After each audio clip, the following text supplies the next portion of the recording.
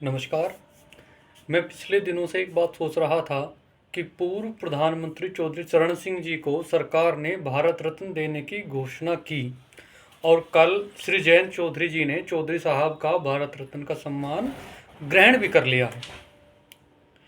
साथियों,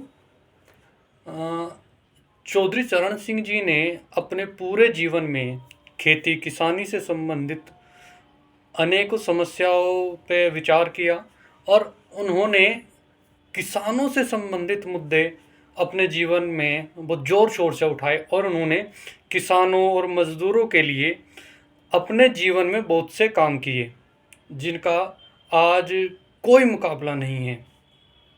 आज हम देखते हैं कि वर्तमान जो सरकार है वो पूंजीवाद की अंधी दौड़ में ऐसी लगी हुई है कि वो किसानों, मज़दूरों और युवाओं को भी दांव पे लगाने से पीछे नहीं हट रही है। और शायद आप भूले नहीं होंगे कि कुछ समय पहले देश के किसान अपनी जायज़ मांगों को लेकर दिल्ली के बॉर्डर पर 1 साल से ज़्यादा धरने पर बैठे रहे। और इस सरकार ने क्या किया उनके साथ? इस सरकार ने उन्हें हर तरीके से प्रताड़ित करने का काम किया और उनके अहिंसात्मक आंदोलन को हर तरीके से उन्होंने ख़त्म कराने का प्रयास किया। जब मैंने लोकदल और भाजपा के गठबंधन की बात सुनी तो मुझे पता चला कि इस गठबंधन का आधार चौधरी चरण सिंह जी को भारत रत्न देना है।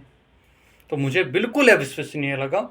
ये कैसे हो सकता है कि चौधरी चरण सिंह जी को भारत रत्न देने के बदले में राष्ट्रीय लोकदल भारतीय जनता पार्टी से गठबंधन कर ले।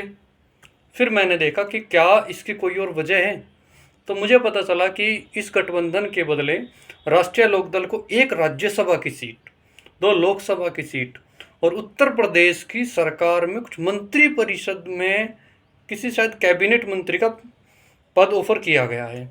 चलिए ठीक है। फिर मैंने देखा कि क्या यह गठबंधन किसी राजनीतिक लाभ के लिए है या फिर चौधरी चरण सिंह जी को भारत रत्न का सम्मान देने के बदले है।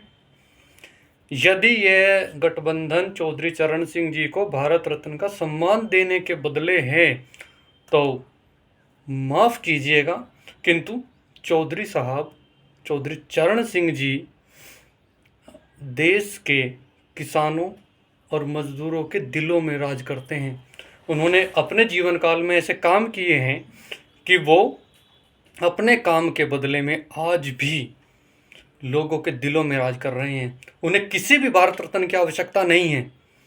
यदि राष्ट्रीय लोकदल ये कह रहा है कि हमने चौधरी चरण सिंह जी को भारत रत्न देने के बदले में ये गठबंधन किया है, तो आप समझिए, क्या चौधरी साहब भारत रत्न देने से पहले क्या उनका कोई सम्मान नहीं था? उनका सम्मान पहले भी था, आज भी है और हमेशा रहेगा। यह भारत रत्न उनके सम्मान में हो सकता है थोड़ी बहुत बढ़ोतरी कर दें, मगर यदि इस भारत रत्न के बदले राष्ट्रीय लोकदल बीजेपी से गठबंधन कर रहा है तो आप सोचिए, ये आपके ऊपर है। मेरे हिसाब से रालोद और भाजपा का गठबंधन एक बिल्कुल सियासी फैसला है जिसमें फ़ायदा केवल कुछ चंद लोगों का है और नुकसान किसका है, ये आप डिसाइड कीजिए किसका नुकसान है। आप सबको पता है, हम सबको पता है, आप खुद समझदार हैं। लास्ट में मैं ये सोचता हूँ कि यदि चौधरी साहब आज जीवित होते तो देश की आज की दशा देखकर, किसानों को देखकर, बेरोजगारी, महंगाई को देखकर चौधरी साहब क्या करते? क्या वो बीजेपी से गठबंधन करते? खुद सोचिए आप।